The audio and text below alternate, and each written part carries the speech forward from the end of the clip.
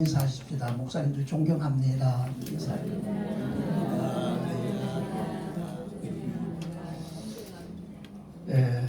교회 벽에서 부활절 지난 다음에 오는 중요한 절기가 성령 강림절입니다. 기독교 3대 절기, 성탄절, 부활절, 추수감사절. 근데 성령 강림절, 이게 역사를 살펴보면은 성령 강림절을 중요하게 다루고 여겼던 시절, 그 교회는 부흥을 했다 하는 겁니다. 근데 성령 강림절을 그냥 지나버리고 잘 기념하지 않는 시대, 그런 교회는 교회가 쇠퇴해갔다 하는 게 기독교 역사였습니다. 성령 강림절이 굉장히 중요하다 하는 것을 우리가 다시 한번 기억을 해야 됩니다. 그러니까 부활하신 주님께서 50일이 지난 후 제자들에게 성령으로 찾아오신 사건을 기념하는 절기가 성령 강림절입니다. 그러니까 예수님께서 성령으로 우리에게 찾아오신 사건입니다.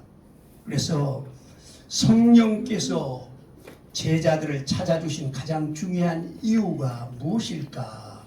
우리가 잘 알다시피 사도행전 1장 8절에 오직 다른 방법과 다른 길이 없다는 거예요.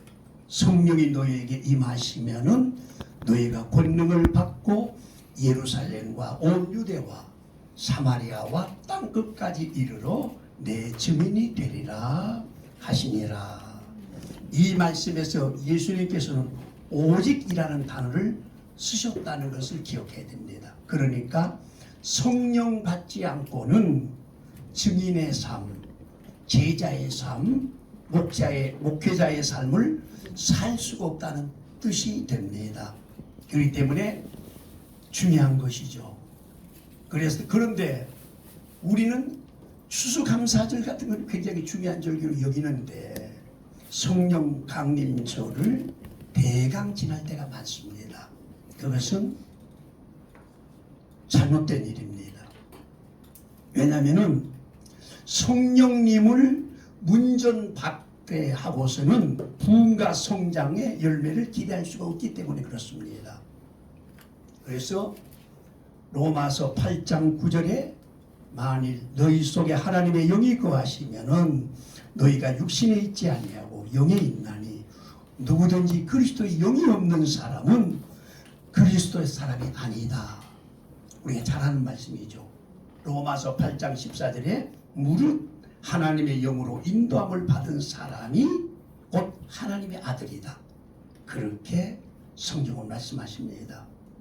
성령께서 제자들을 찾아주신 가장 중요한 이유는 한마디로 말하면은 제자들이 그의 삶 가운데서 성령의 열매를 맺게 하기 위하여 오셨다고 말할 수가 있습니다. 예수님께서 십자가 달리기 직전에 다락방에서 제자들에게 교훈하신 내용을 우리는 다락방 강화라고 합니다. 그래, 다락방에서 제자들이 교훈하신 내용, 여기서 포도나무 비유가 나옵니다. 요한복음 15장이죠. 여기서 예수님은 포도나무로, 우리는 가지로 비유를 하십니다. 그러니까 가지인 우리들이 포도나무이신 그리스도께 붙어 있을 때 비로소 열매를 맺을 수가 있다고 말씀하십니다. 그렇습니다. 왜냐하면 가지는 그 포도나무에서 잘라지면은 그것은 죽음이고 메말라지고 열매를 맺을 수가 없는 것이 당연한 이치입니다. 요한복음 15장 16절에 너희가 나를 택한 것이 아니라고 내가 너희를 택하여 세웠나니 이는 너희로 가서 과실을 맺게 하고 또 너희 과실이 항상 있게 하여, 그렇게 말씀하십니다. 그러나 중요한 것은 열매는 우리 노력으로, 우리 힘으로는 맺을 수가 없다는 것입니다. 가지가 스스로 열매를 맺을 수 없는 것과 같습니다. 주님이 그래서 성령으로 우리에게 다시 오신 것입니다.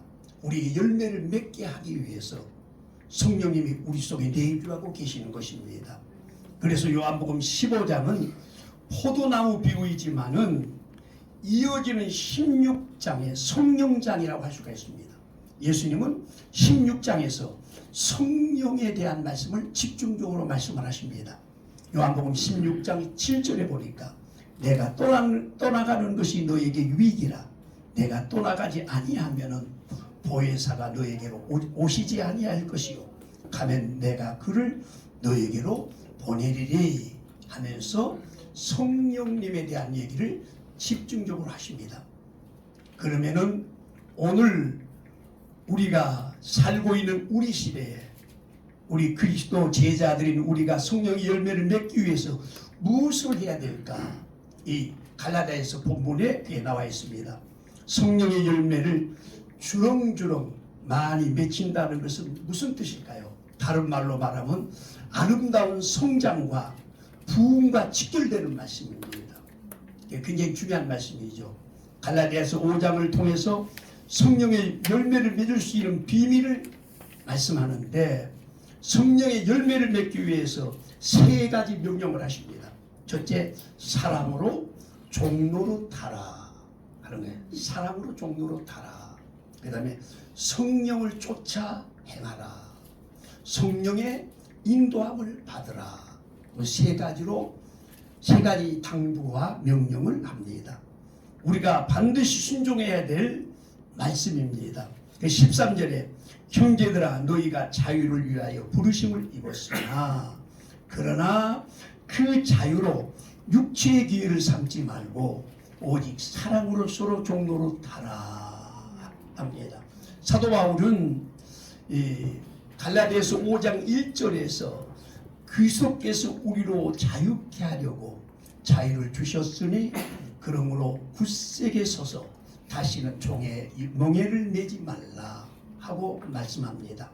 그런데 13절에 가서는 오직 사랑으로 서로 종로로 타라 하고 명령으로 우리들에게 말씀하고 있습니다.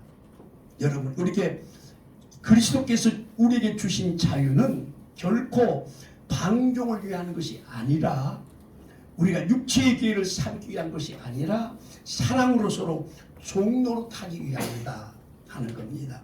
사랑의 종, 사랑으로 종로로 탄다는 개념이 가장 잘 나타나 있는 사건이 출애굽기 21장에 있습니다. 구약시대에 이스라엘 백성들 가운데 같은 동족이지만은 빚에 팔리거나 빚을 많이 지거나 해가지고 종으로 살게 되는 사람이 있습니다. 그러니까 종으로 살면은 6년 동안 종으로 살다가 7년째가 되면은 안식년에 무조건 자유를 주게 되어 있습니다. 그런데 종이 그 집에서 6년 살다가 7년째 되는 해 자유를 얻어야 할 해에 자기에게 주어진 자유를 반납을 하고 그 다음에 평생 종으로 남겠다고 하는 사람이 있습니다.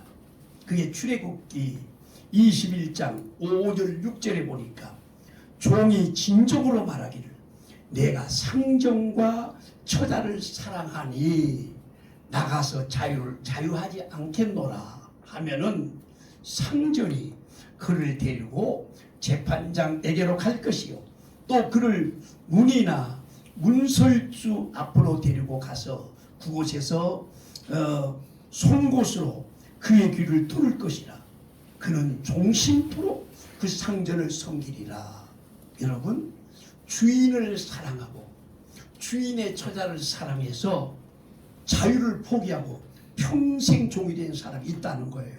근데 그 종은 이 귀를 송곳으로 뚫고 평생 종으로 그 집에서 살게 되는 사람을 가리켜서 사랑의 종이라고 부른다 하는 말씀입니다. 그러니까 자기가 섬기는 주인을 너무 좋아하고 사랑하기 때문에 나가서 자유하지 않고 평생을 종으로 그 집에서 살겠다고 하는 걸 보고 사랑의 종이라고 합니다. 근데 사도 바울은 우리에게 그렇게 종노릇, 사랑의 종노릇 하라, 그렇게 말씀하십니다. 여러분, 사랑의 종이 되면은 그때부터 주인은 절대로 그를 종처럼 다루지 않습니다. 자기 아들처럼 대우를 합니다. 그런 종을 가리켜서 자유의 종 또는 사랑의 종이라고 부릅니다. 우리 목회자들이 사랑의 종이 된다는 것은 너무나 중요합니다. 왜냐하면 사랑의 종노릇 하는 것이 목회이기 때문에 그렇습니다. 우리의 모범이 되신 예수님은 우리를 향하여 이렇게 말씀하십니다. 마태복음 20장 26절로 27절에 너희 중에 누구든지 크고자 하는 자는 너희를 섬기는 자가 되고 너희 중에 누구든지 으뜸이 되고자 하는 자는 너희의 종이 되어야 하리라. 인자가 온 것은 섬김을 받으려 함이 아니라 도리어 섬기려 하고 자기 목숨을 많은 사람의 대소물로 주려 함이니라. 우리가 잘 아는 말씀이죠. 예수님은 존귀와 영광을 세세토록 받으시기 합당한 성자 하나님이신데도 영광의 보좌를 내어놓으시고 우리를 섬기는 종의 형체를 가지고 이 땅에 오셔서 우리를 섬기셨습니다. 그래서 사도 바울은 너무나 감격해서 그는 근본 빌립보 2장을 통해서 그는 근본 하나님의 본체시나 하나님과 동등됨을 취할 것으로 여기지 아니하시고 오히려 자기를 비워 종의 형체를 가지사 사람과 같이 되었고 하고 감탄하고 있습니다. 사도 마태는 이사야서를 인용하면서 여기 마태복음 12장 18절에 보라 하고 먼저 외칩니다. 이 감탄사예요. 보라. 왜 보라고 합니까? 왜 하나님이 우리를 섬기는 종이 되어서 이 땅에 오셨다고 하는 것입니다. 이것을 향하여 보라 하고 외칩니다. 내가 택한 종으로 오신 예수님, 그 다음에 그분은 상한 갈대도 꺾지 아니하시고 꺼져가는 심지도 끄지 아니하시는 분이시다 하고 증거를 합니다. 여러분, 생명의 역사, 생명을 살리고 생명을 성장시킨 역사는 섬김을 통해서만 가능합니다. 모든 생명의 역사가 그렇습니다. 여러분, 이제 탈무드에 나오는 사랑의 종의 얘기를 제가 말씀드리겠습니다. 어느 사람이 사업을 하다가 그 집에 큰 빚을 졌습니다. 그래서 파산을 했어요. 그래서 그 집의 아들이 그 다음에 중병에 걸려가지고 몸이 굉장히 아팠는데 온 식구가 그 빚진 집에 종이 되었습니다. 그 중에 그 아들이 종이 되었어요. 근데 아들은 몸이 굉장히 아프고 종노릇 할 수 없는 상태인데 죽일 수가 없고 버릴 수가 없으니까 그 집에서 데려갔습니다. 그리고 잘 돌보고 그 다음에 치료하고 고쳐가지고 건강을 회복했습니다. 그리고 그 집에서 아들처럼 살면서 종노릇하고 있었습니다. 그런데 7년째 되는 안식년에 그 다음에 해방이 되는 거죠. 종 안 해도 됩니다. 근데 그는 너무 주인의 사랑을 받고 죽을 사람이 회복되어서 그 집에 평생 종으로 남겠다고 하고 귀를 뚫고 그 집에 실제로 종이 됩니다. 그게 탈무드에 나오는 얘기입니다. 그게 사랑의 종입니다. 저희 아버님이 살아계실 때 저한테 늘 얘기하는 게 부모는 자식의 종이다. 부모는 자식의 종이다 하는 말을 했습니다. 왜? 자식을 사랑하기 때문에 자식의 종노릇 합니다. 그래서 그냥 미스 때는 못 부리고 화장하는데 1시간씩 시간을 드리고 했던 사람도 결혼해서 자식을 딱 놓으면은 영락없이 자식이 종이 됩니다. 그런데 예수님은 우리에게 신세를 지거나 은혜를 입은 분이 아닙니다. 전지전능하신 하나님이십니다. 부족함이 없는 분이십니다. 우주 만물의 주인 되신 분입니다. 우리를 창조하신 창조주 되신 분입니다. 그러면 우리가 예수님의 섬김을 받을 자격이 있습니까? 우리가 공로가 있습니까? 사도 바울은 우리의 상태를 로마서를 통해서 이렇게 말하고 있습니다. 로마서 5장 6절에 우리가 잘 알듯이 우리가 아직 연약할 때에, 8절에는 우리가 아직 죄인 되었을 때, 10절에는 우리가 원수 되었을 때. 이 말씀이 무슨 말씀입니까? 연약할 때라는 것은, 여러분, 우리는 싱싱하고 건강한 것이 보기 좋습니다. 싱싱하고 건강해야만 생동감이 납니다. 사람은 누구나 싱싱하고 건강한 것을 좋아합니다. 그런데 비리비리하고 오랜데 그냥 금방 병이 들어서 연약한 것을 불쌍히 여길지언정 좋아할 사람이 별로 없습니다. 우리의 상태가 그랬다는 겁니다. 우리가 예수님을 알기 전의 상태, 그 다음에 우리가 아직 죄인 되었을 때 온갖 죄로 얼룩져서 썩은 냄새가 진동한 그런 상태, 역겨워서 곁에 갈 수가 없는 상태, 그 다음에 하나님과 원수되어 살았던 상태. 그러니까 이 말씀이 무슨 말씀입니까? 도저히 예수님께서 자신의 생명을 주어서 섬길 자격이 전혀 없는 자, 버려야 마땅하고 외면해야 마땅하고 저주와 멸망을 쏟아부어야 마땅할 나를 위해서 예수님은 이 땅에 오셨습니다. 인간이 되었습니다. 그분은 말씀으로 우주 만물을 다 창조하셨습니다. 빛이 있어라 하니까 빛이 있었고, 말씀으로 우주 만물을 창조하신 분이 말씀으로 우리를 구원하시면 될 거 아닙니까? 근데 그게 아니라 친히 인간이 되셔서, 그것도 종이 되어서 우리에게 오셨습니다.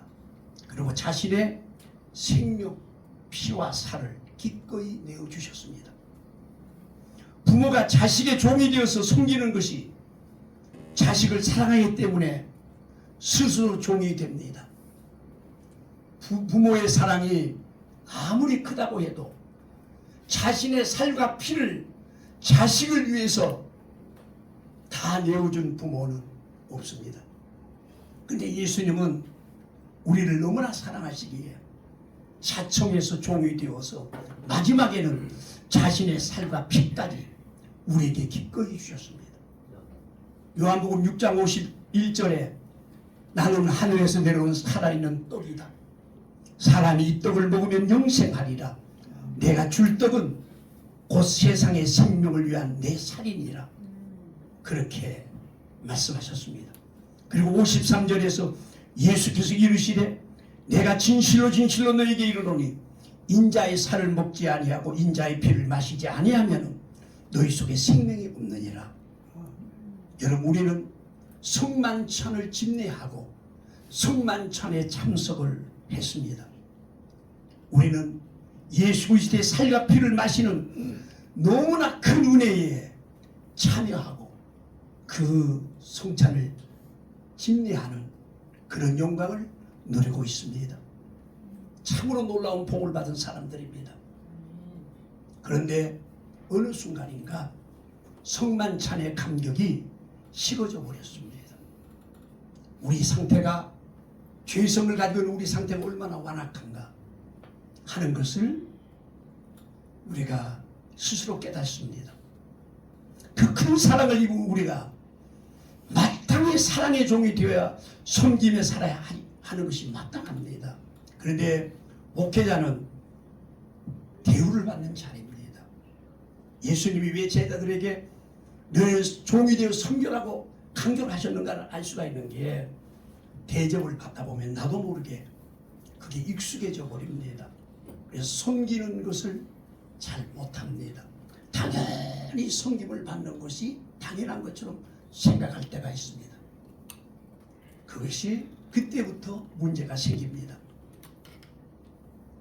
여러분, 저도 역시 어렸을 때부터 목회를 했기 때문에 이 설교를 굉장히 많이 하면서도 늘 대접만 받고 그 다음에 했기 때문에 그게 익숙해져 버렸어요. 우리 집사람이 쓰러져서 아무것도 못하게 될 때 제가 밥도 하고 빨래도 하고 청소도 하고 또 설교도 하고 다 해야 되죠. 참 이게 이렇게 힘들고 어려운 일인지 몰랐어. 그래서 맨날 성기만 받다가 예수님은 우리 보고 종이 되어 섬겨라고, 사랑의 종이 섬겨라고, 그래야 생명 역사가 일어난다고 말합니다. 여러분, 예수님을 따르던 제자들에게 꿈이 있었습니다. 그것은 자기들의 조국인 이스라엘이 로마의 압제로부터 해방되는 꿈이었습니다. 제자들의 대부분이 열심당원 출신이었습니다. 그 당시 로마 제국 아래서 짓밟히고 신화하고 있었던 유대민족에 이보다 더 절실한 꿈이 어디 있었겠습니까? 예수님께서 부활하셨을 때 제자들이 예수님께 묻습니다. 사도행전 1장 6절에 저희가 모였을 때 예수께 묻자와 가로되 주께서 이스라엘 나라를 회복하시니 이때니까 하고 묻습니다. 그러니까 이 말씀은 우리의 조국 이스라엘이 로마로부터 해방된 날이 바로 이제 온 것입니까? 라고 묻고 있었던 것입니다. 그러나 예수님의 꿈은 제자들의 꿈과 달랐습니다. 제자들은 이스라엘 민족의 회복이라는 꿈을 꾸고 있었지만 예수님께서는 보다 더 위대한 꿈을 갖고 계셨습니다. 제자들의 꿈은 민족 회복의 꿈이라고 한다면 예수님의 꿈은 하나님 나라의 꿈이라고 할 수가 있습니다. 예수님의 제자들이 꿈꾸고 있었던 나라는 전쟁과 정치에 의해서 확장되는 나라입니다. 그러니까 그러나 하나님의 나라는 전쟁이 아니라 전도라는 방법에 의해서 땅끝까지 확장되어 갈 나라입니다. 여기서 우리 그리스도인의 우선순위가 있습니다. 우리가 꾸어야 할 꿈이 있습니다. 내가 얼마나 잘 먹고 잘 살고 있는가 보다도 하나님 나라의 꿈을 갖는 것입니다. 사도행전 전체를 꿰뚫어 중요한 메시지가 하나님 나라입니다. 제자들이 성령 충만을 받은 후 모든 것이 달라지고 변화되었습니다. 자신이 으뜸되고 높아지려고 했고 자신들이 유명해지려고 했던 그들에게 성령으로 말미암아 하나님의 사랑이 부어졌습니다. 로마서 5장 5절에 소망이 부끄럽지 아니하면 우리에게 주신 성령으로 말미암아 하나님의 사랑이 우리 마음에 부음바 됩니다. 성령 충만한 제자들은 하나님의 나라의 꿈을 가지고 사랑의 종이 되어 복음을 전하고 이웃을 섬기는 삶을 삽니다. 제자들이 살던 시대 종의 삶이 얼마나 힘들고 비참한가를 너무나 잘 알고 있었습니다. 그럼에도 불구하고 자청해서 사랑의 종이 되어서 섬기는 삶을 살고 있는 것을 볼 수가 있습니다. 나중에는 제자 모두가 자신의 생명까지 기꺼이 순교의 제단에 내어놓았습니다. 생명의 역사는 섬김을 통해서만이 일어나기 때문입니다. 그래서 로마서 1장 1절에 보니까 예수 그리스도의 종 바울은 야고보서 1장 1절에 하나님과 주 예수 그리스도의 종 야고보는, 여러분 야고보는 예수님의 친동생이죠. 근데 야고보서를 우리가 읽어보면서 은혜가 되는 것은 한 번도 자기가 예수님 어렸을 때 내가 같이 밥을 먹었다, 어렸을 때 우리 형님이 어땠다 하고 자기가 자기를 과시하는 그 말씀이 단 한마디도 없습니다. 그리고 자기를 가리켜서 하나님과 주 예수 그리스도의 종 야고보라고 말합니다. 그 베드로도 예수 그리스도 종이며 사도인 시몬 베드로는, 그 다음에 유다가 야고보의 동생이죠. 예수님의 형제입니다. 유다 예수 그리스도의 종이요 야고보의 형제인 유다서도 마찬가지입니다. 한 번도 예수 그리스도와 같은 집에서 살았던, 어렸을 때 같이 자랐던 형제다 하고 자기를 과시하고 자기를 나타내고 하는 구절이 한 구절도 없습니다. 우리가 아름다운 열매 맺는 삶을 살려면 사랑의 종이 되어서 섬겨야 열매를 맺을 수가 있습니다. 이 섬김을 받으려고 하면 그때부터 문제가 생깁니다. 두 번째로 갈라디아 5장 16절에 때가 이르노니 너희는 성령을 쫓아 행하라. 그러면 육체의 욕심을 이루지 아니라. 성령을 쫓아 행하라는 말은 영어 성경에 킹 제임스 영어 성경에 성령 안에서 걸어가라 하는 말로 표현되어 있습니다. 이 걸어가라는 말이 현재 시제로 기록되어 있습니다. 그러니까 날마다 지속적으로 이루어져야 할 행동임을 강조한 말입니다. 중요한 것은 날마다 새롭게 성령을 체험하는 것이 중요하다는 것입니다. 과거에 내가 큰 성령의 체험을 받았다. 방언도 받고 통역도 받고 받았다. 그것이 중요한 게 아니라 오늘 현재 당신이 성령을 경험하고 성령을 체험하고 성령과 함께 가고 있는가, 이게 중요하다는 말이에요. 과거에 받은 내가 성령의 은사, 성령의 역사로 만족하는 게 아니고 매일 새롭게 그 다음에 성령을 체험하는 것이 바로 중요하다 하는 걸 말합니다. 우리는 날마다 매일 성령님을 사모하고 그분의 인도하심을 구하고 그분의 충만함을 구해야 그래야 된다는 거예요. 그러니까 아까도 얘기하셨죠. 성령 강림절을 중요하게 여기고 성령 강림에 대한 소개를 많이 하는 교회가 기독교 역사상 부흥되는 교회였다. 이걸 잊어버리면 안 됩니다. 성령님을 찬밥으로 만들면은 그때부터 교회는 능력이 사라집니다. 그래서 우리에게 성령님의 사역이 떠나면 그 순간부터 육체적인 그리스도인이 되는 거죠. 여러분, 육체적인 그리스도라는 게 뭐죠? 불신자와 다를 바가 없는 것을 보고 육체적인 그리스도인이라고 합니다. 그래서 예수님은 요한복음 15장 5절에서 나를 떠나서 너희가 아무것도 할 수 없다, 단호한 말씀입니다. 이 말씀을, 나를 떠나서 너희가 아무것도 할 수 없다는 것은 교회 성장과 부흥은 예수님을 떠나서는 절대 되지 않는다는 거죠. 단호한 말씀이에요. 이 말씀을 주님께서 성령으로 우리에게 다시 오셨기 때문에 너희가 성령을 떠나서는 아무것도 할 수 없다로 해석해도 틀린 말이 아니에요. 네, 그만큼 우리는 성령을 중요시 여겨야 한다 하는 겁니다. 세 번째로 성령을 사모함으로, 미국 현대 성령운동의 물꼬를 뜯고 하나님께 크게 쓰임받았던 인물이 누굴까요? 무디 목사님입니다.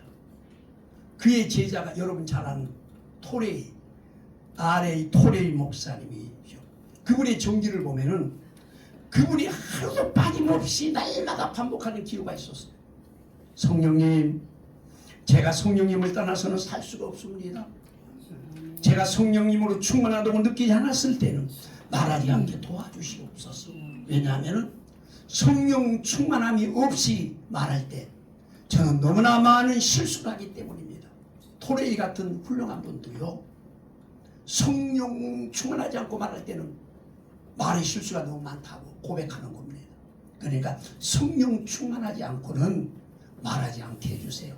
또한 주님, 성령 충만하다고 느끼지 않을 때는 인생의 중요한 결정을 절대로 하지 않게 도와주세요. 저는 너무나 자주 그릇된 결정을 하기 때문입니다. 성령님, 저를 붙잡아 주세요. 이 기도를 매일 했다는 거예요. 그러니까 미국을 크게 세계적으로 부흥시킨 주역으로 쓰임받았다. 그러니까 그분이 성령님의 도우심과 성령님의 인도를 그렇게 매일 기도했다는 거예요. 여러분, 그분만 그랬을까요? 우리 한국교회가 창립했을 때 여의도 순공회 조윤교 목사님, 그분이 성령운동을 통해서 그렇게 크게 부흥됐지 않습니까? 지금까지 세계적으로 큰 부흥을 일으켰던 모든 주의 종들은 바로 강한 성령의 역사가 뒷받침이 됐다는 거 우리가 잘 알고 있잖아요. 네, 그렇습니다. 그래서 성령에 대한 사모함, 성령에 대한 갈망, 이것이 성령을 쫓아 살아가는 삶이다 하는 겁니다. 성령으로 살아간다는 것은 말의 반대는 육신으로 살아간다는 거죠. 육신의 소욕으로 살아간다는 말은 쉽게 말하면 자기 생각대로 자기 힘대로 산다는 거예요. 목회가 성령님의 도움 없이 그냥 내 상식과 내 경험과 내 힘으로 하다 보면은 쉽게 지치고 열매가 맺지 않습니다. 옆에 교회 하는 것, 이 교회 하는 걸 따라가고 저 교회가 따라가다 보면은 아무것도 되는 게 없어요. 아주 중요합니다. 그래서 이 생명을 살리는 목회, 열매 맺는 목회는 내 힘과 노력으로는 안 된다는 것을 알아야 돼요. 그걸 알고 성령님께 정적으로 매달려. 그래서 지금까지 성령께 정적으로 매달린 사람이 하는 게 뭐죠? 기도와 말씀이에요. 네. 성령님께서 도와주시고 역사해 주셔야만 가능합니다. 그래서 우리는 성령님을 사모하고 그분의 도우심과 인도하심과 능력 주심을 구해야 합니다. 그럴 때 성령님께서 우리를 온전히 이끄실 것입니다. 날마다 성령을 사모하고 성령을 쫓아 걸어가는 삶, 바로 그것이 성령의 열매를 맺는 비결이고 주와 동행하는 삶이에요. 그게 주와 동행하는 삶입니다. 본문 16절에서 성령을 쫓아 행하라 하는 말씀은 적극적인 능동적인 명령형입니다. 반면에 18절에 성령의 인도함을 받아라 하는 말씀은 성령의 인도함을 받아야 된다는 말씀은 소극적이고 수동적인 명령이에요. 이것은 굉장히 중요한 의미를 가지고 있습니다. 우리가 하나님의 인도함을 받기 원하는 것보다도 성령님이 더 우리를 인도하시기를 원하신다. 그러니까 우리가 하나님의 인도함을 받기를 원하는 그 마음보다도 성령님께서 우리를 인도해 주시기를 원하는 마음이 더 강하다는 겁니다. 예, 그것을 잊지 말아야 됩니다. 그러니까 성령님을 거스르지 않으면은 그분이 우리를 인도해 주십니다. 문제는 우리가 그분이 일하시도록 하지 못하고 자꾸 그분을 거스린다는 것입니다. 성령님은 사랑하는 자녀들, 아름다운 우리 구원받은 주의 백성들이 승리의 삶을 살고 열매 맺기를 우리보다 더 간절히 원하신다는 거예요. 더 간절히 원하시죠. 예배서 5장 18절에 우리가 잘 안 봐요. 술 취하지 말라.